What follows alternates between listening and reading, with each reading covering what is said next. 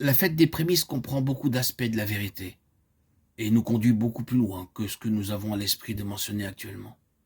Prenons juste le premier aspect, la chose initiale, le trait marquant qui régit tout le reste dans ces fêtes. Quand vous examinez la fête des prémices, vous parvenez simplement à la grande vérité de la résurrection du Seigneur Jésus dans son aspect représentatif. Les premiers fruits mûrs représentent tous les autres qui suivront. Les premiers fruits sont représentatifs du tout. Le Juif présente ses premiers épis de blé mûrs au Seigneur et remercie le Seigneur pour la moisson tout entière.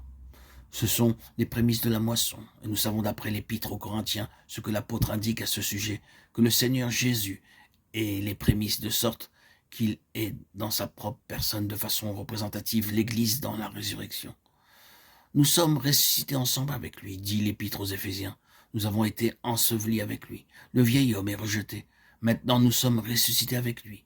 Et la véritable unité des membres de Christ, l'unité du corps de Christ, se trouve dans le témoignage vivant de l'union à la résurrection du Seigneur Jésus. Nous savons qu'il a établi ce principe dans la petite parabole simple et bien connue du grain de blé.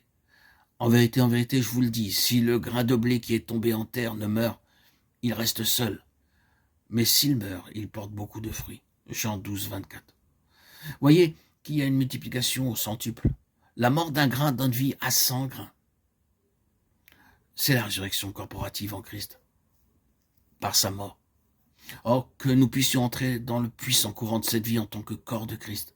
Vous savez quel sentiment de communion cela nous apporte? Quelle différence il y a dans nos rapports quand vraiment nous commençons à entrer expérimentalement et de manière vivante dans le fait que nous avons été plantés ensemble avec lui dans la conformité à sa résurrection et que la puissance de sa résurrection est opérante en nous?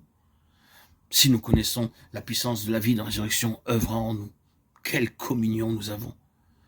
Si nous connaissons mutuellement quelque chose de la vie qui triomphe de la mort, de cette chose agissant en nous, de cette expérience partagée, cette mutualité va compter.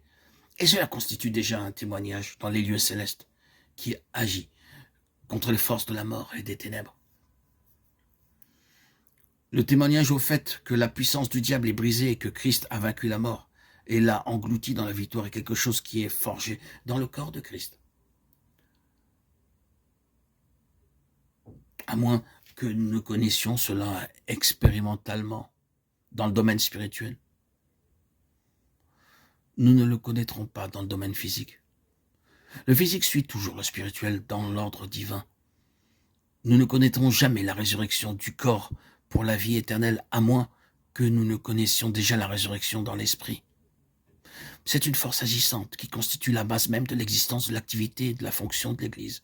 Pour entrer dans le fait de l'unité du corps, nous devons entrer dans l'expérience de la puissance de la résurrection.